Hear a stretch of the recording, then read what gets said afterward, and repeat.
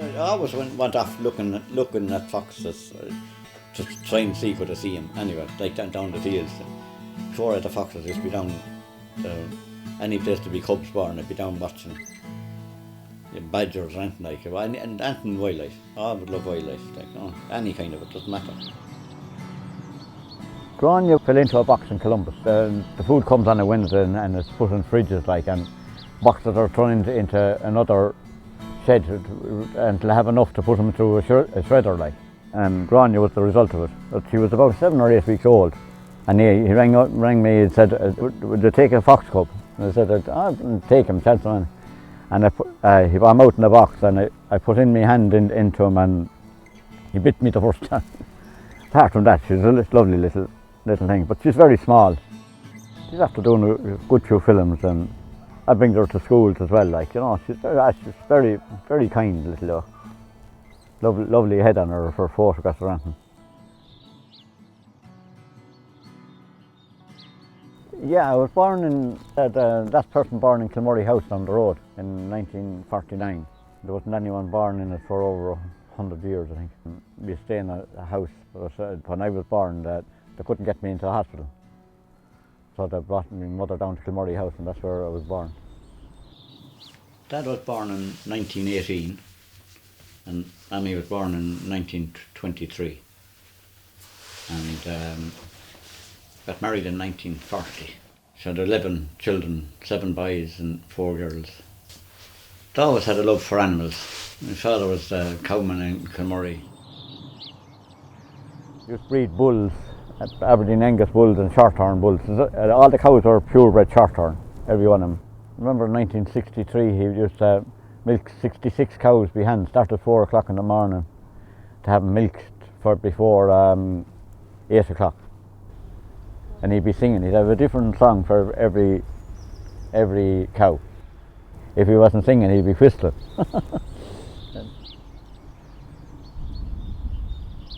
I get up probably 7:10 in the morning. The first thing I do is feed the cats. The cats be out, but I let them into the room then to feed them.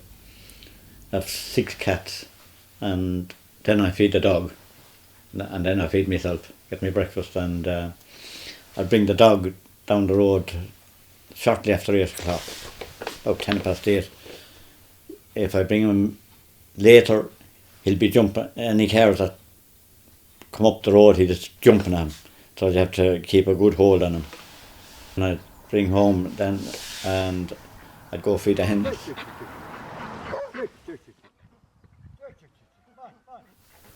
And let him out.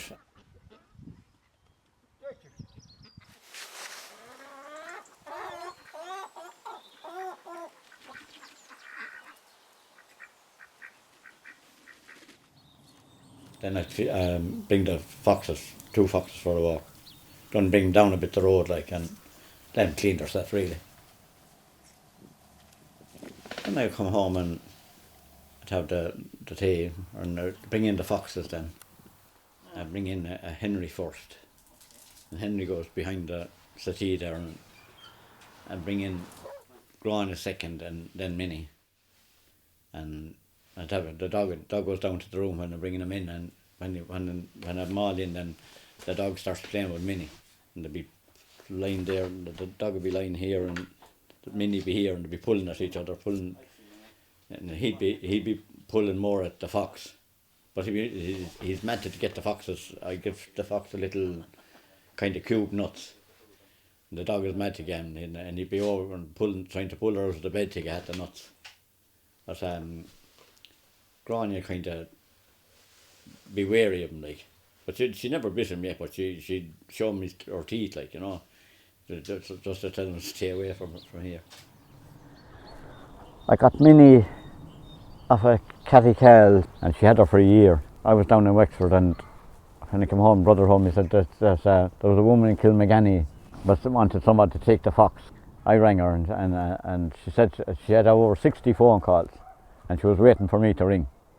And when I rang her, she said, "Thanks be to God," she says. So I went down and ended up with her. But she's a lovely fox.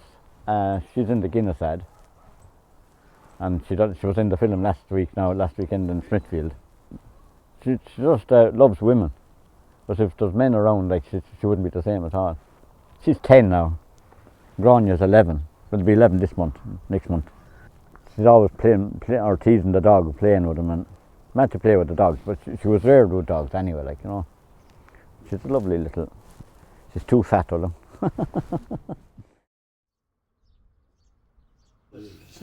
Mum had, remember, she had a lovely dog here one time, a Doberman. Actually, the Doberman was cruelly treated down below the and down, and he used to get terrible beatings. But Mum took him in anyway, and he turned out to be the kindest Doberman you'd ever seen in your life now, you know. Everywhere Mum went, the dog walked beside her. Even up to, she used to go up to the plantation up here, and the dog would always walk in front of everyone. Mum then, she used to reward the hens when they laid an egg. She would bring up a bowl of porridge, you know, the raw porridge, flakes, and reward them for laying an egg. And she'd sit talking to them, and she used to often sit above in the summer talking to the hens. We had many stray dogs here one time. 7 stray dogs here one time. She took them all in, and she loved them all. And you think there was They were huskies or something good. And they were all different breeds. There were none of them the same. She always had the idea that all animals have a right to the world. She didn't look down on foxes or badgers, even a tuck a hen. You know, that didn't come into it at all. It's part of nature, like, you know.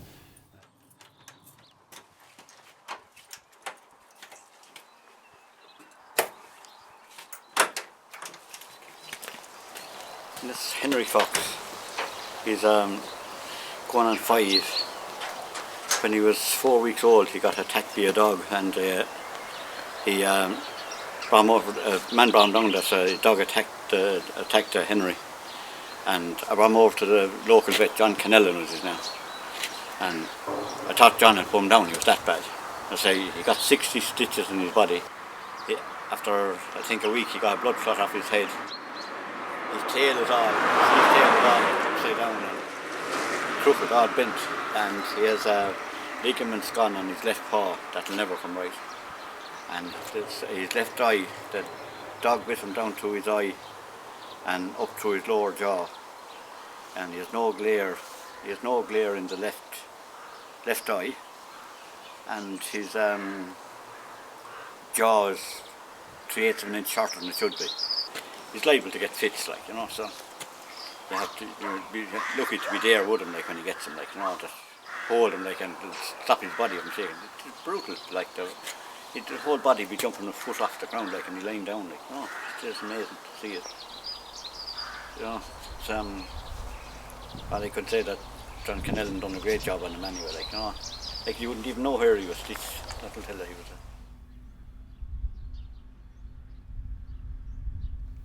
Largely, I'd rather see foxes in the wild because they are wild creatures. But then again, the foxes Patsy had could not be released because the other tribes, or if you like, of foxes would kill them. Then they had never been trained how to hunt, so they just wouldn't survive.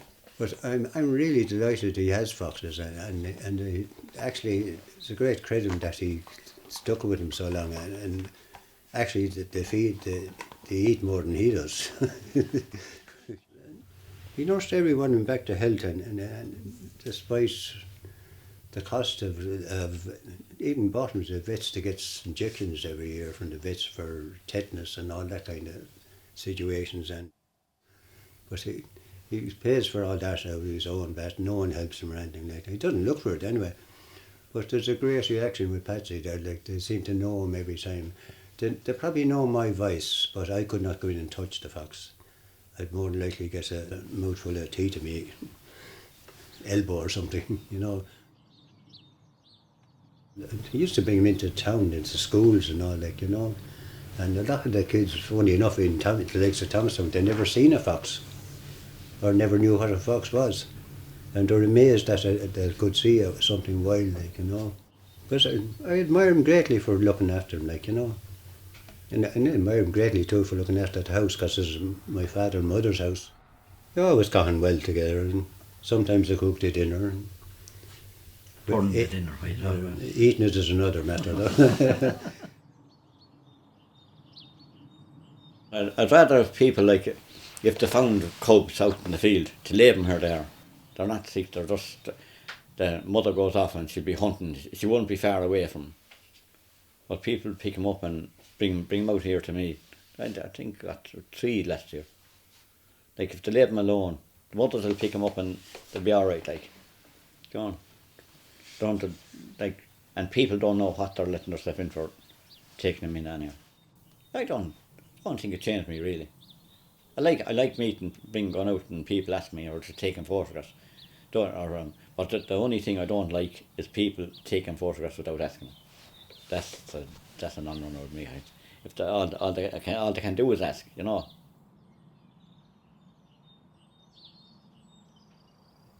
I'm going to enjoy life anyway and love the foxes, love the dog, the hens and ducks and any kind of animals. When I go up to the cars now to those sheep, the first thing I'd look out in the field to see if there's any foxes out there. You know.